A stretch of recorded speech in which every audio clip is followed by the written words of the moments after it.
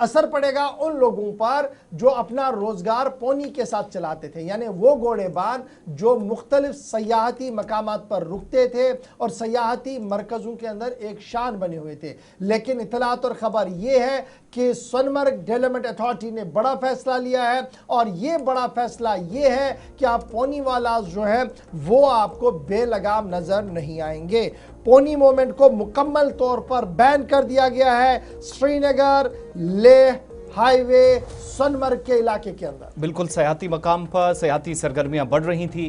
Pahalgam incident के बाद रफ्ता रफ्ता चीज़ें मामूल के मुताबिक होना शुरू हो गई थी, लेकिन अब मुसीबत यह हुई कि दोबारा अथॉरिटीज़ ने फिलहाल जो पोनी की नकलो अमल हो रही थी वो आपको कम नजर आएगी या महदूद कर दी गई। अब शाहरा से हटकर आप देखेंगे तो ज़्यादा सरगर्मियां तो बाकी मकामात पर भी होती हैं, लेकिन सिक्योरिटी का मेजर कंसर्न जो हवाला अथॉरिटीज़ दे रही हैं, फिर ट्रैफिक जाम वगैरह, अब ये बातें कितनी सही हैं ज़रा इसका भी जायज़ा लेंगे।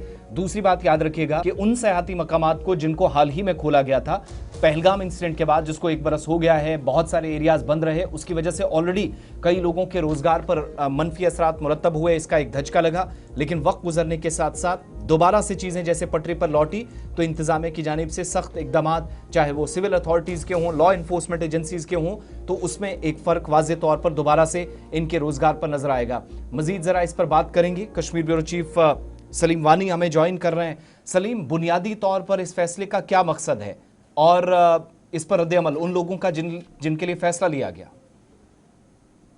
देखो आसिफ, अगर सोनमर्ग की बात करेंगे, सोनमर्ग की बेहतरी के लिए ये जो फैसला है आज जो उठाया गया है ये काफी पहले उठाना था, लेकिन चलो देर आए दुरुस्त आए। सोनमर्ग की जो खूबसूरती है कि काफी देर से जो सोशल मीडिया हो या बाकी सारे सोशल मीडिया साइट्स हो, काफी लोग ये कहते थे कि जो सोनमर्ग में पोनी वाला है, गोड़ा वाला है, उसको वहां पे एक ट्रेक रूट होना चाहिए, और यही काफी देर से चल रहा है। तो कल सोनमर्ग डेवलपमेंट अथॉरिटी ने, जिसमें ट्रेडर्स होटलियर्स का भी डिमांड थी कि जो एक घोड़े वाले वहां पे एक एकजुट के जो जमा होते हैं, चाहे नेशनल हाईवे पे होते हैं जिससे ट्रैफिक जाम होता है, जिसके सोनमर्ग की खूबसूरती पे असर होता था, सड़कों पे गोबर होता था, बाकी सारे जो खूबसूरती को जहाँ पे असर पड़ता था, तो इसलिए कल ये फैसला लिया गया है कि अब जो एक बड़ा इंपॉर्टेंट फैक्टर ये है, इसके साथ भी दर्जनों नहीं बहुत सारे लोग जुड़े हैं, बहुत सारे घर, सैकड़ों घोड़ेबान है यहाँ पर। नंबर 1।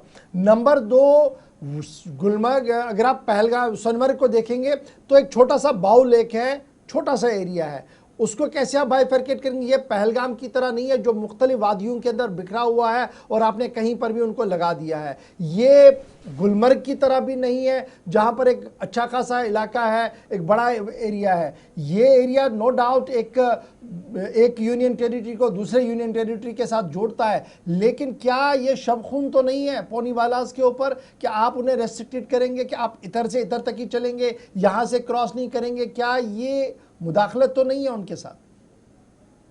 बिल्कुल, अगर देखा जाए जो माजी की बात करेंगे, सोनमर्ग में एक ट्रैक रूट होता था जो सोनमर्ग से लेकर थाजवास तक जाता था, जो बड़ा ट्रैक है जिसके लिए घोड़े वाले वहां पे जमा होते थे।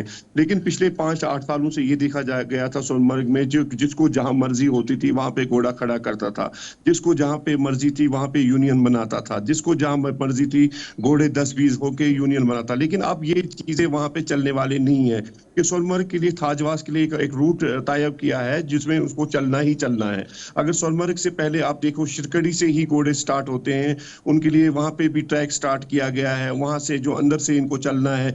अगर ये फैसला अगर देखा जाए तो सोनमर्ग की बेहतरी के लिए लिया गया है। ये ऐसा नहीं है कि घोड़े वालों को तंग करना है, घोड़े वालों को वो करना है, अच्छा, कुछ लोगों का मानना है कि ये जो फैसला लिया गया ये अमरनाथ यात्रा के पेश नजर भी लिया गया। बिल्कुल, चाहे अमरनाथ यात्रा आने वाली है या टूरिस्ट जो आते हैं, वहाँ पे जो खूबसूरती है, वहाँ पे जो गंदापन होता है, वहाँ पे टूरिस्टों को भी फिर मूड खराब होता है, क्योंकि वहाँ पे बीच सड़क में गोबर होता है। जो सोनमर्ग के टाउन है, सोनमर्ग के होटलर्स है, उनके सहन में वहाँ पे गोबर होते हैं, और सोनमर्ग की जो ग्रीनरी है उस पर असर होता था। अभी रिसेंटली आपने देखा सोशल मीडिया पे, जब वहाँ पे बर्फ में वो स्लेड्स वहाँ पे चलाते थे, उस पे भी रूट्स टाइप हुए हैं। तो इसलिए फाइनल अच्छा, अब रास्ता कोई दूसरा रास्ता भी दिया गया है या टोटली रेस्ट्रिक्ट कर दिए गए, या कोई रूट्स तय कर दिए गए कि आपको इन रास्तों से चलना है अप टू यात्रा, शायद बाद में फैसला बदले?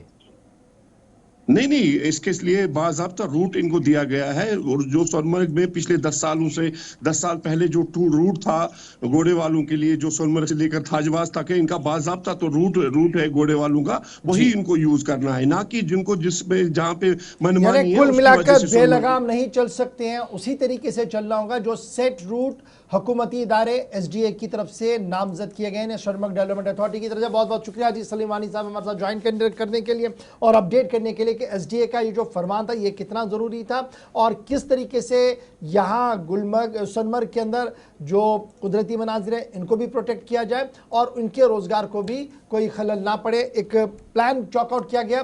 वी विल थिंक कि इसके बाद जो दूसरा रिएक्शन होगा पोनीवालास का वो हम आप तक ज़रूर पहुँचाएँ।